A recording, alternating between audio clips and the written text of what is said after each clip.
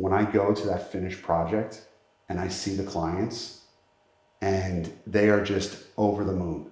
Like literally we're jumping up and down, holding hands going, how awesome is this?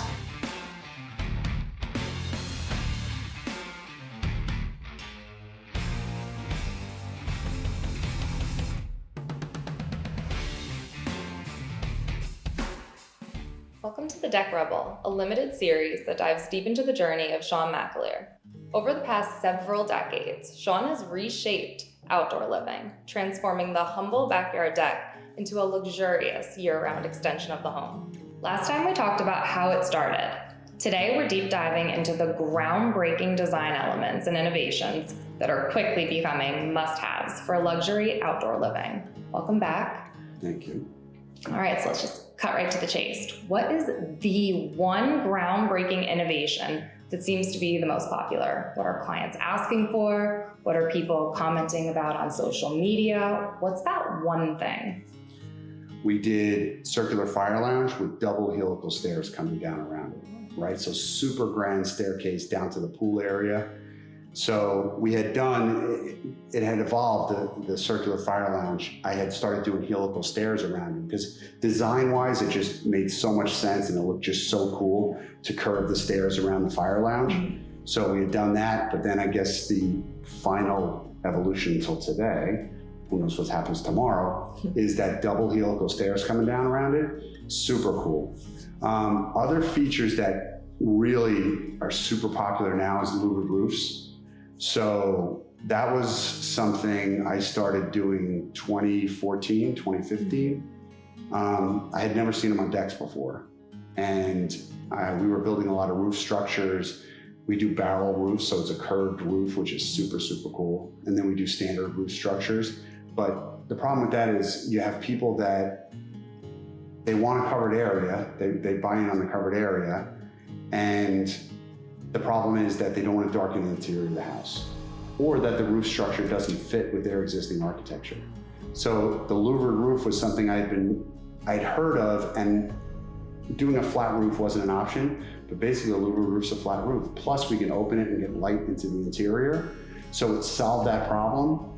So I did my research, partnered with top-notch company as far as that goes for their product, their louvered roof product, and started designing them into almost every project. You can't really use a deck unless it's not raining, it's not too hot, not too cold, and you're actually home to enjoy it, right? Yeah. So that really limits the amount of time that you can be out there. But if it's a covered space and you have heaters out there, infrared heaters, ceiling fans, bug screens, that's a big upgrade, but you can literally use that space 10 months a year, no rain days. That's in the Northeast. Other places even more. But that was a huge game changer for us. That just covering the deck and giving people the option. So if they're gonna invest in the kitchen, they're gonna invest in a fireplace and all these other things, they want to be able to use it all the time. The holidays, people pop over, it doesn't matter if it's raining. They can just go outside. You can have people over. How are you gonna have people over and grill and eat on the deck on Friday night if there's a chance of thunderstorms? What are you gonna do? Right? Or if it rained that day and now it's nice out, everything's soaking wet. Once you cover the deck, you eliminate all of that. So I've noticed that you've mentioned using curves and decks quite a few times. Curved deck, curved stairs, curved fire lounge, curved couch. How did using curves and decks all begin? How does that fit into your design ethos? Everybody's doing straight decks. Everybody's doing square decks, right angles, everything. And for me, the design transition from the space between the house and the outdoor space is a transitional space, right? And softening that was always something that appealed to me. Not having right angle corners, sharp corners going into the yard.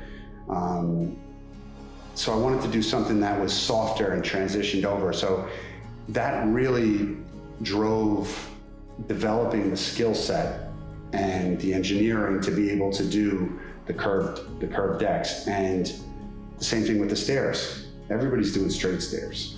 So doing curved stairs, you see this inside a lot in grand ballrooms and in beautiful, mega houses and stuff like that. But just for a regular person, it wasn't something that was really attainable. And my team and I came up with a way to be able to build those in the backyard, outside, and make them durable, maintenance free, which is huge, right? Absolutely. So you're building curved stairs inside in a shop, in a controlled environment with stabilized wood, and it's an easier thing to do. It's still a very talented carpenter, don't get me wrong. You got to be a craftsman to be able to do that, but it's an easier thing to do. Outside, when you're dealing with the elements, you're building with pressure treated, custom fabricated glue lambs, all kinds of stuff like that. It was a whole different ballgame to be able to do that. So, but I knew that was going to be something that was going to set my projects apart and deliver the wow factor for my clients. Sometimes I see designs where something is like forced in. It's like, oh, I want to do this. And they just like force it into the design. And I was always cognizant of that, like not to force something. It has to be organic and flow with the design, Absolutely. So adapting the materials to the design instead of adapting the design to the materials. That's why our rails, we custom fabricate our rails. They're all welded and marine grade powder coated finish. I did that because the rail systems on the market didn't work with my designs. Mm-hmm. So I had to adapt. I had to get different material, and that's kind of been the story. I design and then I adapt the materials to work for the design instead of being in the box like this is all you can do with this material. What is one project that comes to mind that brings us all together? A project that's really all-encompassing? So we did a project a couple of years ago, and the client added a lot of stuff. There was a new build, nothing in the backyard. The project ended up being 2 different decks, one off the conservatory, curved deck, helical stairs. We did 3 helical stairs in this project, which is huge. So we did a curved deck off there, curved helical stairs, torches, rail top bar, and then the main deck was a fire lounge, curved sunken fire lounge, helical stairs down, feature wall in the center, huge louvered roof, about 70 feet of kitchen, and more fire torches up there as well. And then we excavated the whole back of the house to drop the grade down so that we could put in a full changing room, showers, full bath, everything underneath the deck, because we didn't want to mess up the view of the backyard. So, and then that rolled out to this giant Olympic-sized swimming pool, and then another cabana on the far side of that. This project had everything. It was just, it's insane. It's wraps around the entire house, hardscape, lighting, and the deck is the centerpiece. So Sean, what is the most rewarding part of turning a dull backyard into a vibrant, luxurious outdoor living space? When I get the design exactly right and I've nailed it, and this is me in my office doing my design, but I get it exactly the way I want it, and it's like drop the mic and walk away. I'm like super thrilled. So that's me spending dozens of hours in VR looking at this space from every different angle, furnishing it, doing all kinds of measurement. We got to deal with code, we got to deal with aesthetics, we got to deal with function, flow, all this stuff, get it all put together.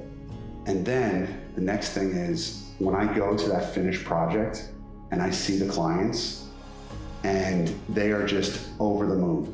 Like literally we're jumping up and down, holding hands, going, how awesome is this? And I just see how happy they are. And they're just telling me stories about people that have come over and the birthday parties and all the different things and how proud they are of the space and just how everything that we did worked. And we talk about different things and we're like, yeah, we switched this up or we changed this, or you were right, putting that there made all the difference. And that is just, I love that. That is the best feeling ever. Yeah, you're kind of giving them this space to build some beautiful memories too. I'm sure that's insanely rewarding. It is. You're really affecting the way people live. And absolutely. It's a quality of life thing for them, and I've done stuff. I remember I did stuff for this doctor. He's a heart surgeon, right? No pressure, Nice. Heart surgeon, right? Loves his job there. He told me when I was there, he's like how life-changing, how he was just gushing over the deck. And We did cool louvered roof, all modern, kitchen, see-through fireplace, really cool. And I'm like, Doc, come on. It's a deck, you're saving lives. And he goes, you're saving my life. You have no idea. Even just in the morning when I go to get my coffee and I have to go to work and deal with everything I have to deal with, I just go out there and smile. And it just makes me feel zen and it makes me feel happy. And I know when I go home tonight, I'm just gonna go out there, watch TV, have a beer, chill out. He goes, that's gonna extend my life. Absolutely. So it's kind of a cool thing. Especially in today's climate where, a lot of people, like he's going into the office, but in today's climate, we have a lot of people working from home. So they're there 24/7 for the most part. Being able to provide that, I'm sure, is beyond life-changing for people who live, work, eat, breathe in that one space. Right, and that's really accelerated since COVID. People are stuck in their home office doing whatever they're doing, and literally they have nowhere to go. They're like, they're home all the time. Yeah. I would get a lot of feedback from people. They'd be like, I'm working in my house all day, and it's 5 o'clock, I'm going outside on my deck. And I'm gonna spend the rest of the day there, the weekends out there. Then you have other people too that, I've shown up at projects to look at something or do something, and middle of the day on Tuesday, they're out there with their laptop, they're doing their meetings, it's their outdoor office. And they just absolutely love it. And it's covered, they don't have to worry about it. If it's a little cool, they turn on the heaters. A little warm, they turn on the ceiling fan. So having that space, it's like literally their outdoor office. So yeah, it makes a big difference for people. And really at the end of COVID too is, we couldn't get together, right? We couldn't, in big groups. People were sending me pictures, they were having Thanksgiving out on the deck. And grandma's 85th birthday out on the deck, and it was just, they could plan it and have it out in that beautiful space, cover heaters, control the environment, it was really great to see. Incredible. I love that. I love those kind of things. You've mentioned a few times the phrase form follows function. Can you elaborate a little bit on that? I want to adapt the space to the way people live, right? And I also want to adapt to the environment, right? Whether you have a hill on your property, a cliff on your property, it's flat, take advantage of different views, right? But the function part of it is how people use it, right? So where do people arrive at the party? Are they coming around from the side? Because you always have to be thinking the big party, because that's gonna happen, right? Lots of them. So what's the entrance? What is the view? What's gonna give them a little hint of what they're gonna see, and what blows their doors off when they walk around that corner, right? So what does it look like from that?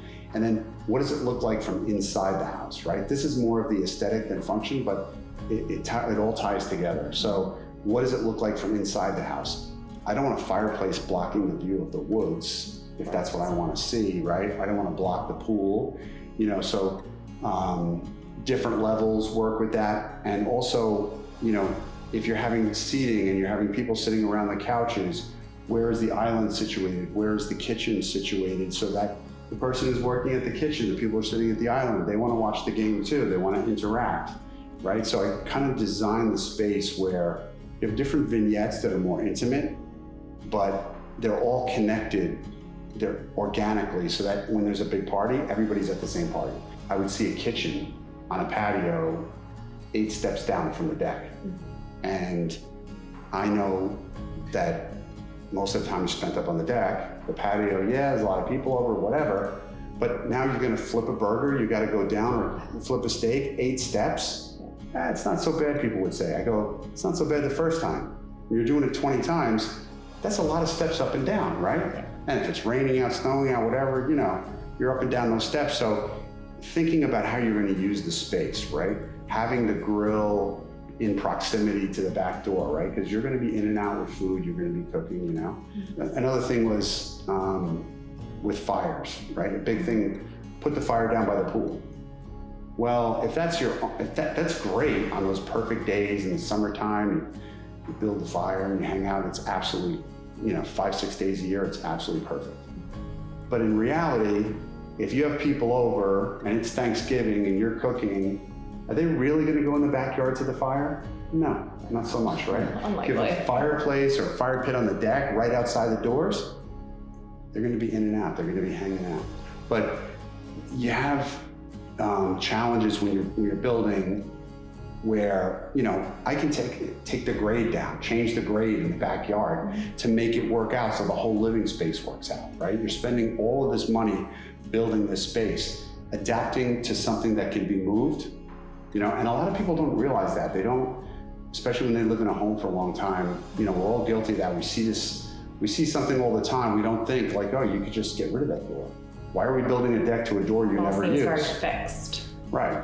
And for me, there's no box. No rules. Right? We can move that door. We can, you know, I could build a house, so moving the doorway over or getting rid of that door and putting in windows, you know, it's just comes naturally. It's all part of the whole outdoor space. I'm not focused just on the deck. I'm focused on how they're going to use the space inside and out. Sounds like a lot goes into this. It's a very intricate and creative process. And I, for one, am left wanting to learn so much more, but we will have to wait until next time.